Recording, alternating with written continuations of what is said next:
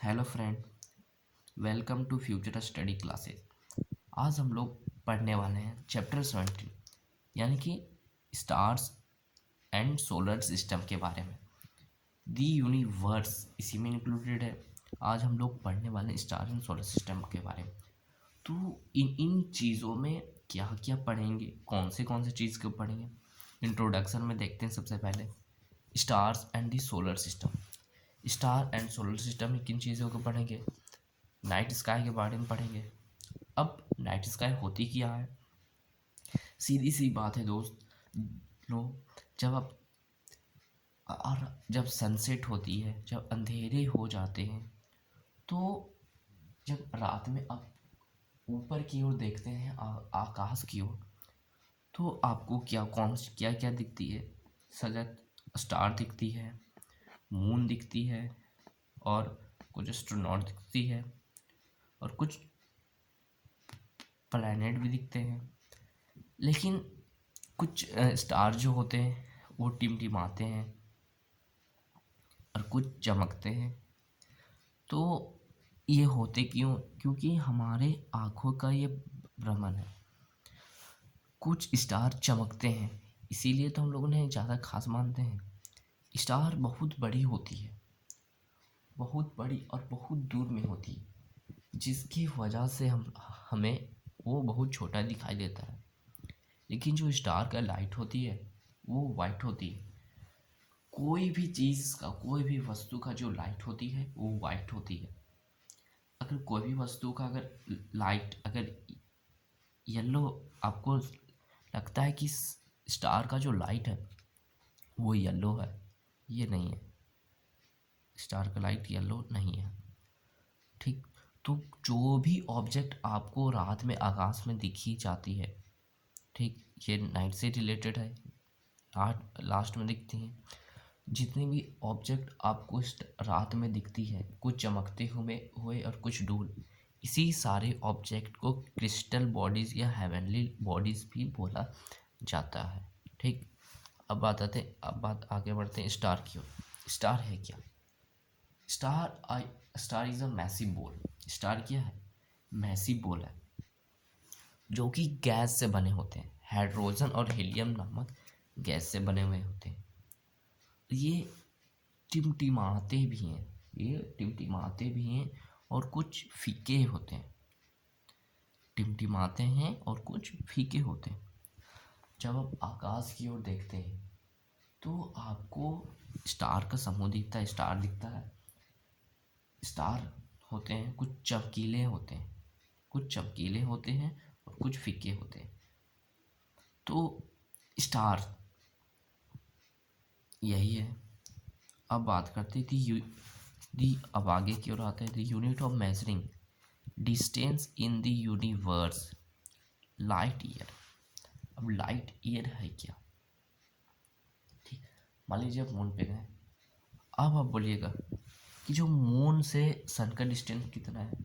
Suppose that मेरे घर से मेरे ऑफिस का जो डिस्टेंस है वो 5 है। तो आपको कन्फ्यूजन होगी, 5 किया, कुछ तो मेजरिंग यूनिट आनी चाहिए। तो हमने बोला 5, तो आपको तो समझ में नहीं आया 5 क्या है। इसका एक्चुअल यूनिट तो आना चाहिए, इसकी यूनिट है क्या, आपको तो समझ में नहीं आया। तो इसकी जो पीछे का रीज़न है, इसका जो पीछे लगने वाली यूनिट है वो केजी। अगर मैं बोल दिया कि मेरे घर से मेरे ऑफिस का डिस्टेंस 5 किलोमीटर है, 5 किलोमीटर, तो आपको समझ में आ गया कि ये जो किलोमीटर है यही तो मेजरिंग यूनिट है। सपोज दैट मैं एक फल की दुकान पे गए, वहाँ पे मैंने बोला भैया एक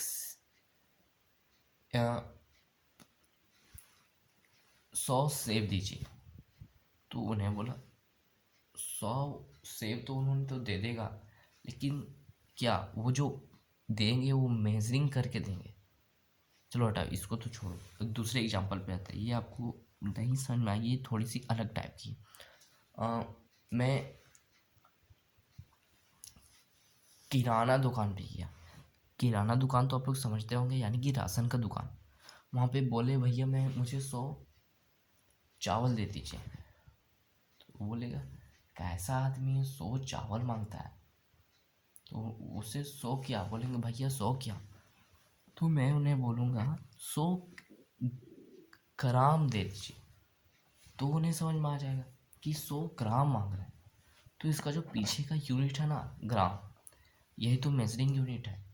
जब मैंने उसे बोला 100 ग्राम दे दीजिए, तब तब तब तभी ना वो जो है तभी ना मुझे दिए 100 ग्राम। यानी कि ये जो पीछे का लग रहा है ना, यही तो मेजरिंग यूनिट है। आप जब मून पे चले गए, अब आप वहाँ जाके बोलिएगा कि मून से सन का डिस्टेंस कितना है, तो आप क्या चीज में नापिएगा, मेजर आखिर कीजिएगा क्या चीज, तो वो होता है लाइट ईयर। वो क्या होता है, लाइट ईयर। ठीक, जैसे मैं शॉपिंग मॉल गया और वहाँ पे मैंने बोला भैया मुझे ये दे दीजिए, पल्सेस दे दीजिए, यानी कि दाल दे दीजिए, 100 दाल दे दीजिए, यानी कि 50 दाल दे दीजिए। तो वो बोलेगा भैया 50 क्या, बोलेगा या नहीं बोलेगा, वो तो उससे कन्फ्यूजन होगी 50 क्या। तो मैं उन्हें बोला 50 ग्राम। तो उन्हें एक्चुअल में एक समझ में आया कि 50 ग्राम मांग रहा है, यही तो उन्हें बोला ये जो ग्राम है, केजी है, किलोमीटर है, यही सब तो मेजरिंग यूनिट है जिसे हम लोग नापते तोलते हैं। अब स्टार का जो डिस्टेंस जो नापते तोलते हैं वो किस में नापते हैं, यानी कि कितनी दूरी है, वो लाइट ईयर में नापा जाता है। उसे किस चीज़ में नापा जाता है, लाइट ईयर में नापा जाता है। ठीक, डिस्टेंस जो नापा जाता है, जैसे आप जाइएगा स्टार्स अर्थ पे, अब अर्थ से बोलिएगा कि सन का डिस्टेंस कितना है, स्टार का डिस्टेंस कितना है, मून का डिस्टेंस कितना है। तो ये जो नापा जाता है ना, जिस चीज़ में नापा जाता है वहाँ का, ये यूनिवर्स में, वो लाइट ईयर में नापा जाता है। किस चीज़ में नापा जाता है, लाइट ईयर में। ये हो गई ख़त्म। अब आगे की टॉपिक आते हैं कॉन्स्टिलेशंस।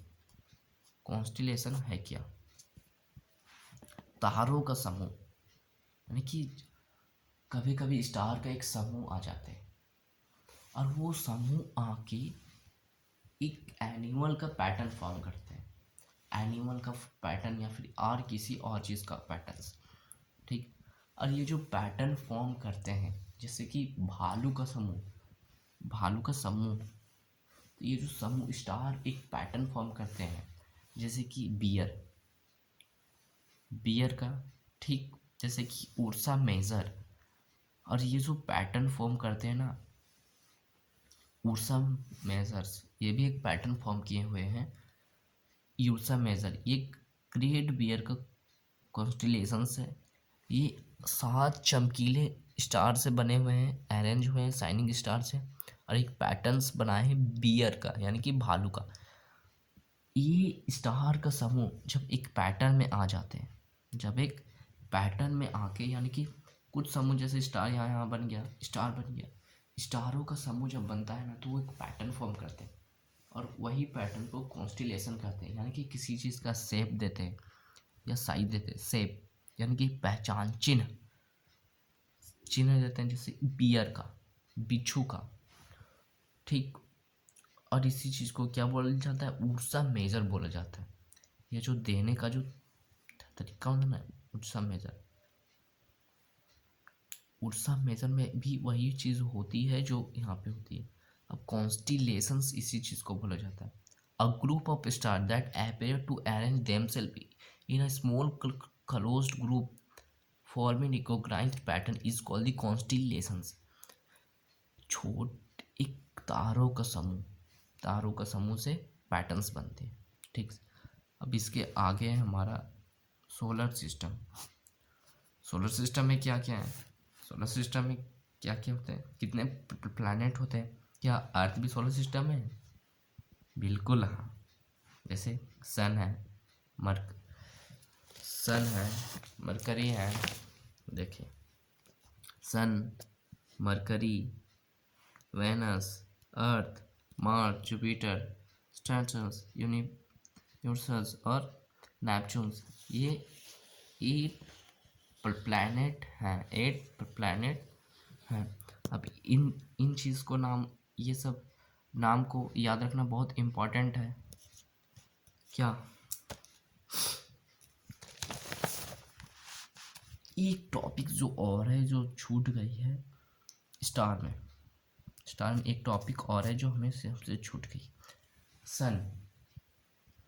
क्या आपको दिन में भी स्टार दिखता है, बहुत बड़े स्टार? मुझे तो दिखता है। अब आप लोग सोचेंगे कैसे, ये तो इम्पॉसिबल है। दिन में भी बड़े से स्टार दिखते हैं, जैसे कि आप सोचिए क्यों। दिन में भी हमें स्टार दिखता है, वो होता है सन। सन भी तो एक स्टार है, वो क्यों नहीं है? सन भी एक स्टार है, लेकिन हम इन्हें स्टार बोलते नहीं, सन भी एक स्टार है जो दिन में चमकते हैं, स्टार को, कोई स्टार जो होते हैं ना, यानी कि सितारे, उनके अपने लाइट नहीं होते। ये सूर्य की रोशनी से ही अपना प्रकाश फैलाते हैं। अगर सन की लाइट वहाँ पे ना जाए तो क्या स्टार चमकेंगे? उनके पास लाइट आए? नहीं। इसलिए सन भी एक स्टार है। सन भी क्या है? सन भी एक क्या है? स्टार। अब सोलर सिस्टम, ये सब तो मैंने अभी आप लोगों को बता ही दिया। Constellation the major unit of distance, ठीक। अब 7 प्लैनेट होते हैं, Mercury, Venus, Earth, Mars, Jupiter, Saturn, Uranus और नेपच्यून। अब ये सब प्लैनेट को याद रखना तो बहुत इम्पोर्टेंट है। तो हम करेंगे क्या, इनके एक शॉर्ट ट्रिक बनाएंगे। मैंने लिखा है, माई वेरी एपेंशियंट मदर जस्ट सेव्ड अस 9। इनसे सारे 8 प्लैनेट का नाम आ जाएगा। माई से मरकरी, वी से वेनस, एप्सियंट से अर्थ, मदर से मार्स, जस्ट से जुपिटर, सेप्ट से सैटर्न्स, अज से यूरेनस और 9 से नेपच्यून। ये शॉर्ट ट्रिक है 8 प्लैनेट का नाम रखने का। अब आती है जिस प्लैनेट में हम रहते हैं, उस प्लैनेट का नाम है अर्थ। तो हम अर्थ में ही क्यों रहते हैं? अर्थ में ही हम क्यों रहते हैं? मरकरी में क्यों नहीं रहते? वेनस में क्यों नहीं रहते? जुपिटर में क्यों रहते? सैटर्न में क्यों नहीं रहते? इसलिए क्योंकि अर्थ में ही एक ऐसा एटमॉस्फेयर है जहाँ पे हम लाइफ को सरवाइव कर सकते हैं, जहाँ पे जी सकते हैं। बिल्कुल अर्थ में 97% पानी है, 97% पानी है, जो कि 1% पानी सिर्फ पीने लायक है, बाकी 2% तो समुद्र की पानी है, ठीक। 1% पानी का हम लोग यूज़ करते हैं। तो आप सोच के ही अंदाज़ा लगा सकते हैं कि अर्थ में यानी कि कितना पानी होगा। यानी कि अर्थ में ज़्यादातर ही भाग पानी का ही है, बाकी तो लैंड है। क्योंकि अर्थ में ही लाइफ सरवाइव करना मुमकिन है, क्योंकि वहाँ का एटमॉस्फेरिक कंडीशन वैसा है कि हम वहाँ पे अपनी लाइफ को सरवाइव कर सकते हैं। मरकरी में नहीं, वेनस में नहीं, मार्स में नहीं, सिर्फ अर्थ में ही। अब आप लोगों को ये भी बता देते हैं कि किसी यूनिवर्स में जाने के बाद आप डिस्टेंस जब नापेंगे ना, तो आप लाइट ईयर में नापेंगे। अब सोलर सिस्टम का सबसे बड़ा प्लैनेट तो जुपिटर भी है, जो कि अर्थ का बहन है। अर्थ की क्या है? बहन। बहुत बड़ा सी प्लैनेट है जुपिटर। अब हम लोग कौन से गैलेक्सी में रहते हैं? हम लोग मिल्की वे गैलेक्सी, एक नाम है मिल्की वे, उस गैलेक्सी में रहते हैं, वहाँ भी सन के जैसा लाखों करोड़ों अरबों मिलियन खरब क्या है, स्टार्स है, सन है। तो उन्हें जो अर्थ का जो स्टार है ना, उससे उससे कोई मतलब नहीं है, क्योंकि लाखों करोड़ों अरब खरब, ठीक। और कुछ छोटे छोटे स्टोन पार्टिकल्स, अभी वो हमने बोला छोटे छोटे छोटे स्टोन पार्टिकल, तो अब ये मत समझिएगा कि कंकड़ होगा, पत्थर होगा, ये नहीं। माउंटेन, बड़ा बड़ा पहाड़, बड़ा बड़ा चट्टान, इतना बड़ा बड़ा वहाँ पे रॉक पाए जाते हैं। तो अगर एक रॉक गिर गया तो पूरा अर्थ ख़त्म, पूरा अमेरिका ख़त्म, जापान ख़त्म। तो आप ये नहीं सोचिएगा कि पूरा छोटे छोटे कंकड़ जैसे वहाँ पे होते हैं, वहाँ पे बहुत बड़े बड़े होते हैं, पत्थर होते हैं, ठीक। तो इसके ये सारे प्लैनेट होते हैं, 8 प्लैनेट। एक बार फिर से रिवाइज कर लेते हैं कि इन 8 प्लैनेट का नाम कैसे याद कर सकते हैं, इसका शॉर्ट ट्रिक क्या है। माई से मरकरी, इसका सबसे पहले नाम क्या है, my very efficient mother just saved us 9। तो माई से मरकरी, वी से वेनस, एफिशिएंट से अर्थ, एम से मार्स, जस्ट से जुपिटर, सेप्ट से सैटर्न्स, अस से यूरेनस और 9 से नेपच्यून। ये नाम है जिससे कि 8 प्लैनेट आप याद कर सकते हैं। एक ट्रिक से आपको याद करने में आसानी होगी। Thank you.